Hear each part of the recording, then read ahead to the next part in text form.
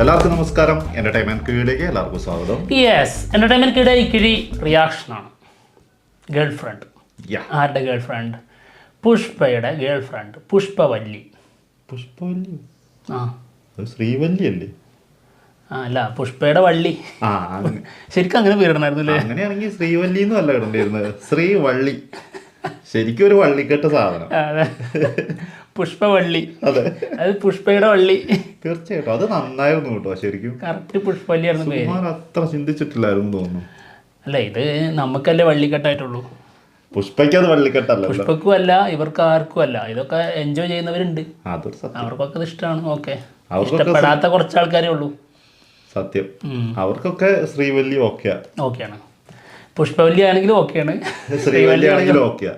എന്താണെങ്കിലും ഈ ശ്രീവല്ലി അഭിനയിക്കുന്ന പുതിയ cinema girl friend, the girl friend സിനിമയുടെ ടീസർ വന്നിട്ടുണ്ട്.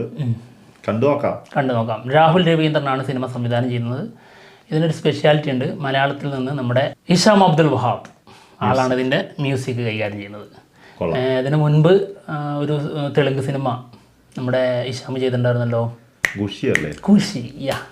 നമ്മുടെ വിജയ് ദേവാറുണ്ട്, സമന്തി ഒരുമിച്ച്. പക്ഷെ അതിലെ പാട്ടുകളൊക്കെ നല്ല പാട്ടായിരുന്നു. ഓക്കെ, അപ്പോൾ എന്തായാലും ഗേൾ ഫ്രണ്ടിൻ്റെ ടീസർ കാണാം. റെഡി?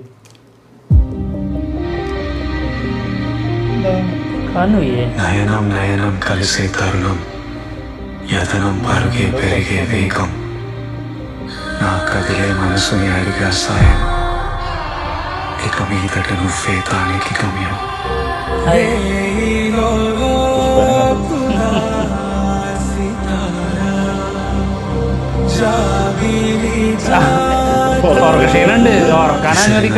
వెలుగుని చూసా ഉറങ്ങാൻ വിടുന്നില്ലടേ. నవ్వాపితే పగలే చీకటి తెలుసా.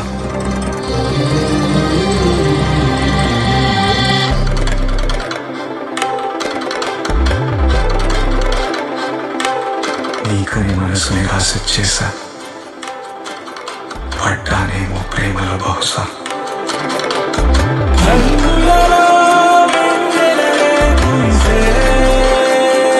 ഓ, സോങ് സൂപ്പർ.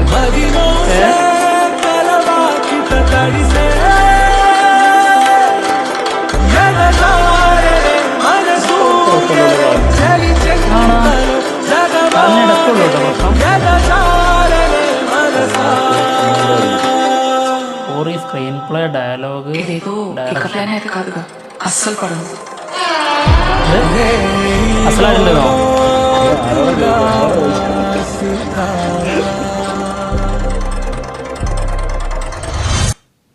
ഇത് ഭയങ്കര പ്രശ്നമാവൂലോ.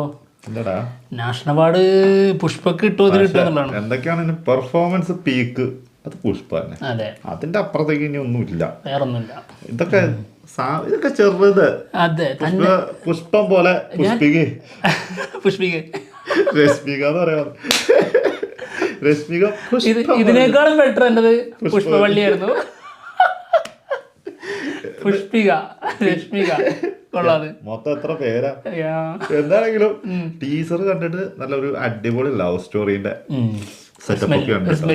അതാ ഞാൻ ഒരു വലിയ വലിച്ച സ്മെല്ല് വരുന്നുണ്ട്.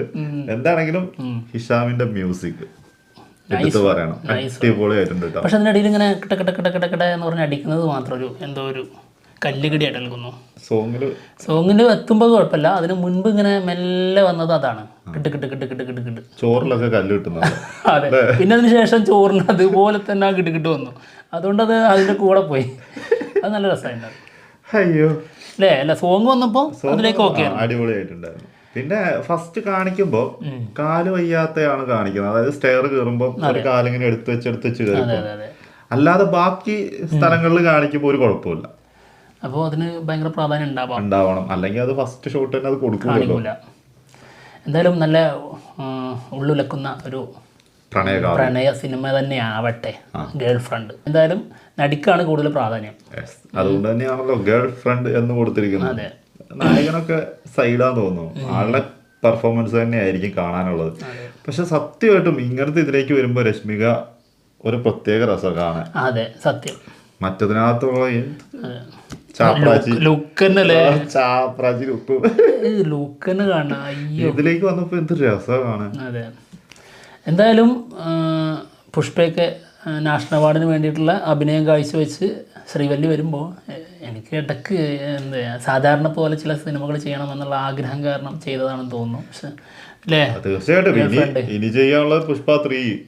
ഓ, അപ്പൊ അതിന്റെ ഇടയ്ക്ക് ഒരു നോർമൽ സിനിമ ഞാൻ ചെയ്തിട്ട് വരാം എന്ന് പറഞ്ഞിട്ട് പോകുന്നതായിരിക്കും. ഈ ഹൈ റേഞ്ചുള്ള സാധനമൊക്കെ ചെയ്തത് ഞാൻ മടുത്തു. അപ്പൊ ഒരു നോർമൽ സിനിമ ഞാൻ അതിന്റെ ഇടയ്ക്ക് ഒന്ന് ടെസ്റ്റ് എടുക്കാൻ വേണ്ടിയിട്ട് സത്യം പുഷ്പ സമ്മതിക്കണില്ല. ഒന്ന് ഉറങ്ങാ, എനിക്ക് തോന്നുന്നില്ല പുഷ്പയാണ് സമ്മതിക്കാത്തതെന്ന്. പുഷ്പയെ സമ്മതിക്കുന്നില്ല. എന്തൊക്കെയാണെങ്കിലും ഗേൾ ഫ്രണ്ട്, ആരുടെ ഗേൾ ഫ്രണ്ടാണ്? സോറി, പുഷ്പ 1 നമ്മുടെ പുഷ്പയുടെ ഗേൾ ഫ്രണ്ടായിരുന്നു.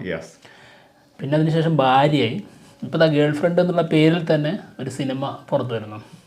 നല്ല സിനിമ ആവട്ടെ കേട്ടോ. നല്ല സിനിമ ആവട്ടെ. നമുക്ക് ഒട്ടും ഉൾക്കൊള്ളാൻ പറ്റാതിരുന്ന സിനിമയായിരുന്നു പുഷ്പ. പുഷ്പയാണെങ്കിലും പുഷ്പ 2 ആണെങ്കിലും, അതായത് രശ്മികയുടെ പെർഫോമൻസ് അത് നമുക്ക് ഭയങ്കരമായിട്ട് ക്രിഞ്ചടിപ്പിച്ച സാധനം.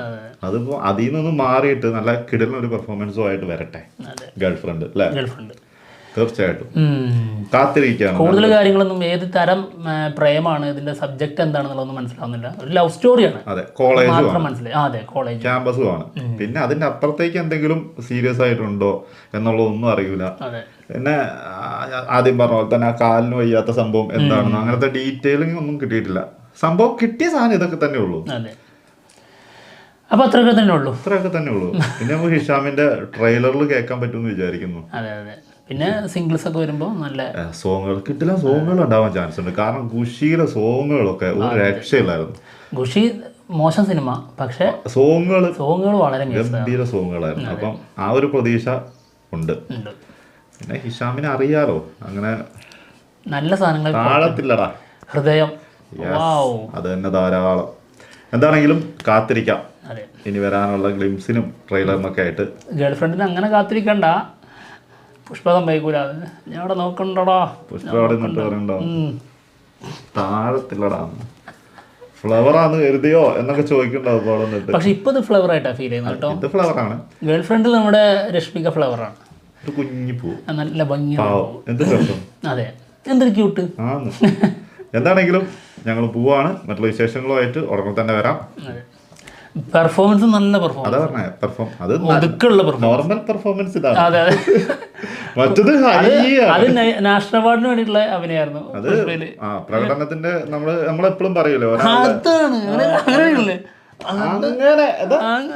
അതൊക്കെ അവിടെ നിക്കട്ടെ. സാധനമുണ്ട് സാരി കൊടുത്തിട്ട്, പിന്നെ മുട്ടി തട്ടി അടിപൊളി സാരിയുടെ ആ തുമ്പ് തട്ടിയിട്ടല്ലേ, അടിപൊളി. അതിന്റെ തൊട്ട് മുന്നത്തെ സംഭവമാണ് ചേട്ടനെ കരയിപ്പിച്ചു പറഞ്ഞിട്ട് കരച്ചിലുണ്ടല്ലോ, സങ്കടമൊക്കെ വന്നിട്ട്. അയ്യോ എന്തായാലും നോക്കിക്കോട്ടോ, അത് വളരെ സീരിയസ് ആയിട്ട് പറയണേ. നാഷണൽ അവാർഡ് എന്തായാലും രശ്മിക കിട്ടും. ഇത് സർക്കാസ് അല്ല, ശരിക്കും കിട്ടും. നോക്കിക്കോ, കിട്ടണം. അപ്പോഴാണ് എങ്ങനെയും കിട്ടുതൊക്കെ എന്നുള്ളത് നമുക്ക് പറയാൻ പറ്റുള്ളൂ. പണ്ടൊക്കെ നാഷണൽ അവാർഡ് എന്ന് പറഞ്ഞിട്ട് അത് എന്തിന് എന്തൊക്കെ കാറ്റഗറി എന്തൊക്കെ സാധനം അതൊക്കെ അതിൻ്റെതായ പ്രാധാന്യം വാല്യൂ ഉണ്ടായിരുന്നു. ഇപ്പൊ ഒരു ഒറ്റ കാര്യം നോക്കുള്ളൂ, ഇവരൊക്കെ ആരുടെ ആൾക്കാരാണെന്ന്. പുഷ്പയുടെ ആളാണെന്ന് പറഞ്ഞാൽ കിട്ടിയിരിക്കും. എല്ലാത്തിലും രാഷ്ട്രീയം കടത്തിയാലുള്ള പ്രശ്നം ഇതാണ്. രാഷ്ട്രീയത്തിൽ കലയിൽ ഒരിക്കലും ഉൾപ്പെടുത്താൻ പാടില്ലാത്തൊരു സാധനമാണ് അത്. അത് ഉൾപ്പെടുത്തി കഴിഞ്ഞാൽ പോയി കലേന്റെ വാല്യൂ എന്ന് പറയുന്ന സാധനം ഇല്ലാണ്ടാവും. അതാണ് ഇപ്പൊ കഴിഞ്ഞ പ്രാവശ്യമൊക്കെ നമ്മൾ കണ്ടിട്ടുള്ളത്. ഇനിയും കാണാനിരിക്കുന്നത് അതൊക്കെ തന്നെ. അതിൽ വലിയ മാറ്റമൊന്നും വരാൻ പോണില്ല. എന്താണെങ്കിലും നമ്മൾ അടുത്ത വീഡിയോ ആയിട്ട് ഉടനെ തന്നെ വരുന്നതായിരിക്കും. ബൈ.